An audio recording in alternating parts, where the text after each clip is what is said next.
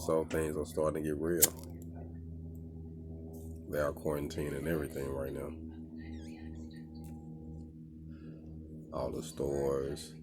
Um, seems like after this Friday in Arizona, seems like that the governor is trying to push for everything to be done strictly online. Certain workers, maintenance, certain places, but just certain places where you got to go and like actually mingle with a lot of people.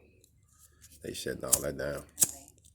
Like you can't even go to the dispensaries now and get your stuff. You got to order everything online. They got to bring it to you, or bring it outside or whatever.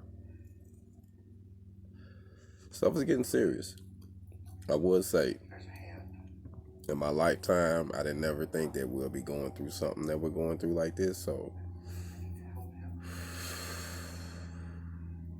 I would say count your blessings, man. Be safe out there. I don't know what's going on, but believe me, there is an ulterior motive behind all of this.